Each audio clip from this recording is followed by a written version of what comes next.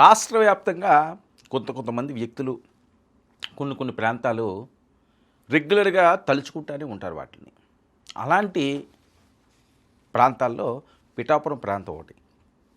అలాంటి వ్యక్తుల్లో వంగవీటి వారసుడు ఒకటి. చూడండి, రాధ వంగవీటి అన్నదే ఒక బ్రాండ్. వంగవీటి అంటే అది గూస్ బంప్స్. వంగవీటి అంటే రక్తం మరుగుతుంది. ఇంకా వేరే చెప్పాల్సిన అవసరం లేదు. ఇప్పటికీ కూడా ఎప్పుడు వంగవీటి రంక గారు ఇప్పుడు కూడా ఆయన విగ్రహాలు, ఆయనకి జేజేలు, ఆయనకి పూజలు. ఆ సామాజిక వర్గం ఈ రోజుకి కూడా వంగవీటి రే మా వంగవీటి ఉంటే రే వంగవీటి గారు తాలూకారా, వంగవీటి గారు బంధువులరా, వంగవీటి అరుచుడు రా అని మీసం మెలేసి ధైర్యంగా చెప్పుకోగలిగినంత గొప్ప వ్యక్తిగా ఆయన అందరి మనసులోనే ఉండిపోయాడు. ఓకే, ఏదో చిన్న చితక కొన్ని అంశాలు ఏవో ఉండొచ్చు కాక, కానీ అదొక బ్రాండ్. ఈరోజు కూడా వంగవీటి పేరు చెప్పుకునే వాళ్ళు, అంటే చెట్టు పేరు చెప్పుకుండి కాయలు అమ్ముకునే వాళ్ళు అంటారు చూసారా, ఈరోజు కూడా వాళ్ళు కాయలు అమ్ముకుంటున్నారు, ఆయన పరువు తీస్తున్నారు, ఆయన చేస్తున్నారు అని కాదు నా ఉద్దేశం. సో ఆ చెట్టు రే ఆ మహావృక్షం ఎక్కడదరా, ఆ ఫలం అంత అద్భుతంగా ఉంది అంటే ఎదురు పలానా చెట్టుదిరా అంటారు. ఆ చెట్టే వంగవీటి. సో కూటమి ప్రభుత్వం అధికారంలోకి వచ్చిన తర్వాత రాజకీయ జీవితం చూస్తే ఆయనకి అప్ అండ్ డౌన్సే ఉన్నాయి, అంత సాఫీగా సాగట్లేదు. ఎందుకంటే రంగా గారులంతా ఆ స్పీడ్ కూడా ఆయన ఎందుకో ఆ లెగసీని కంటిన్యూ చేయలేదని చెప్పొచ్చు. సౌమ్యుడిగా ఉంటారు, మంచిగా ఉంటాడు, పెద్దగా అందరిలోని తిరిగి అనే నేపథ్యం కాదు. అందరూ ఒకలాగా ఉండాలని లేదండి, అందరూ ఒకలాగా ఉండాలని లేదు. కానీ వంగవీటి కుమారుడు అంటే ఆయనకి ఎప్పుడు కూడా ఆ స్టేజ్లోనే ఉంటాడు. ఆయన ఎలక్షన్లో త్యాగాలకు కూడా వెనకాడలేదు. అదే కోవలోకి వచ్చే ఆయన పిఠాపురం వర్మ, ఈయన కూడా ఆ రకంగానే త్యాగం చేశాడు, సీటుకి త్యాగం చేశాడు. సరే, ఇప్పుడు ఆ తర్వాత కాలంలో వాళ్ళు చేయకపోతే అవ్వదా ఇవన్నీ కూడా మాట్లాడుకోవడం, ముందు ఏం మాట్లాడుకున్నారో తర్వాత అదే మాట్లాడుకుంటే అది ఎప్పుడు కూడా ప్రజల్లో ఉంటుంది. ముందు ఒక మాట వెనక ఒక మాట, ఆ రకంగా ఎవరో మాట్లాడకూడదు. ఏ స్థాయి నాయకులు కూడా ఆ రకంగా ప్రవర్తించకూడదు. రాజకీయాలు ఏమీ కూడా శాశ్వతం కాదండి. మనుషులు, మనస్తత్వాలు, మంచి మానవత్వం ఇవి. ఈరోజు కొట్టుకున్న వాళ్ళు రేపు కౌగిలించుకున్న వాళ్ళు ఎంతమంది లేరు? ఒకే కుటుంబంలో వివాదాలు వస్తాయా? రాకుండా పోతాయా? ఉదయం లేచిన వెంటనే తిట్టుకుంటుంటారు, సాయంత్రం అయ్యేసరికి మళ్ళీ కలిసిపోతుంటారు. సో అలాంటి పరిస్థితి రాజకీయాల్లో. ఇంకోటి ఏంటంటే పవన్ కళ్యాణ్ గారి మధ్య ఈ పిఠాపురం ఈయన వర్మ గారి మధ్యన ఏదో ఉన్నట్టుగా ఏముంటుందండి? పవన్ కళ్యాణ్ గారికి అసలు వర్మ గారికి ఏముంటుంది ఉండడానికి? పవన్ కళ్యాణ్ గారు ఏమైనా ఆయన శత్రువా? పవన్ కళ్యాణ్ గారికి వర్మ ఏమైనా శత్రువా? ఆస్తి గొడవలు ఉన్నాయా? ఆయన ఒక పార్టీ అధ్యక్షుడు, ఈయన ఒక నియోజకవర్గానికి ఎమ్మెల్యే. ఏముంటుంది ఉండడానికి? చంద్రబాబు నాయుడు గారు పవన్ కళ్యాణ్ గారు ఒక అన్నదమ్ముల్లాగా క్లోజ్గా ఇది మా సొంత కుటుంబ వ్యక్తి అని చెప్పి వాళ్ళంత ఆదరాభిమానాలతో ఆప్యాయతలతో ఉంటే, లోకేష్ గారికి అతి చేరువుగా ఉన్న పిఠాపురం వర్మ గారు, లేదా చంద్రబాబు నాయుడు గారికి దగ్గరగా ఉన్న పిఠాపురం వర్మ గారు వాళ్ళ ఇంట్లో మనిషిలా చూసుకుంటున్న పవన్ కళ్యాణ్ గారి మీద ఈయన వ్యతిరేకంగా చేస్తారా? చేయాల్సిన అవసరం ఉందా? దేనికోసం చేయాలి? ఇప్పుడు ఆయన ఎమ్మెల్యే అయ్యారు, కానీ కొన్ని శక్తులు దాన్ని ఉన్నవి లేనివి చిలవలో పలవలో చేసి దాన్ని అలాగ పెంచే ప్రయత్నం చేశారు. కానీ ఇప్పుడు దూరదృష్టి ఉన్న చంద్రబాబు నాయుడు గారు, ఎన్నో ఆటుపోట్లను ఎదుర్కొన్న పవన్ కళ్యాణ్ గారికి ఇవన్నీ టీ కప్పులో తుఫాన్ లాంటివి. వాళ్ళు ఇవి చూడనవా? వాళ్ళు భరించినవా? వాళ్ళకి తెలియదా ఏ నాయకుడు ఎలా ఉంటారో, ఏది నటిస్తున్నారో, ఎవరు పుల్లలో పెడుతున్నారో అన్నీ వాళ్ళకి తెలుసు. కానీ సమయం కోసం వెయిట్ చేస్తున్నారు అంతే. వాళ్ళిద్దరూ ఒకటే, వాళ్ళు ఏం వేరేం కాదు, అది గుర్తుపెట్టుకోవాలి. ఎందుకంటే ఆయన బహిరంగంగానే చెప్పాడు, ఏ నాయకుడికి కూడా అంత గట్స్ కూడా ఉండవు.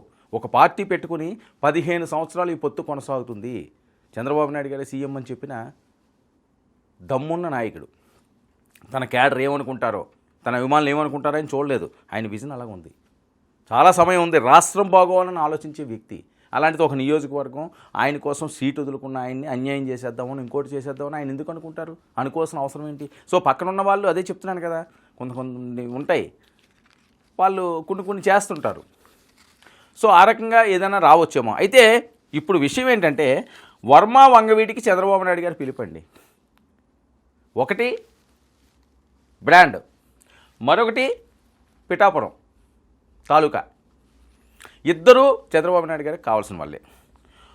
అయితే వీళ్ళు పిలుపుకు కారణాలు ఏంటంటే, ఇప్పుడు సంచలనం రేపుతున్న అంశం, ఒకరికి రాజ్యసభ, మరొకరికి ఎమ్మెల్సీ ఇచ్చే అవకాశం ఉంది, ఇచ్చే ఆలోచన ఉంది అని.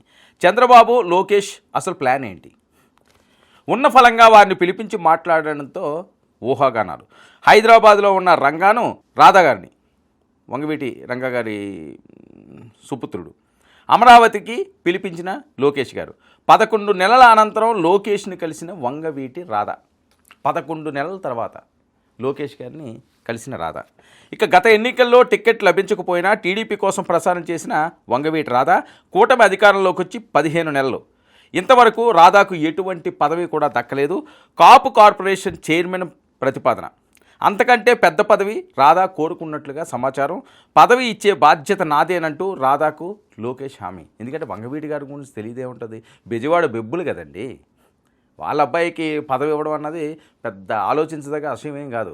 ఆయన మొన్న అయిపోమంటే అయిపోయాడు కదా, ఆయన ఏం మారలేదే, ఆయన ఏమి వ్యతిరేకంగా చేయలేదే. అందులో పవన్ కళ్యాణ్ గారు అంటే రాధాకి ప్రాణం, పవన్ కళ్యాణ్ గారు అంటే ప్రాణం.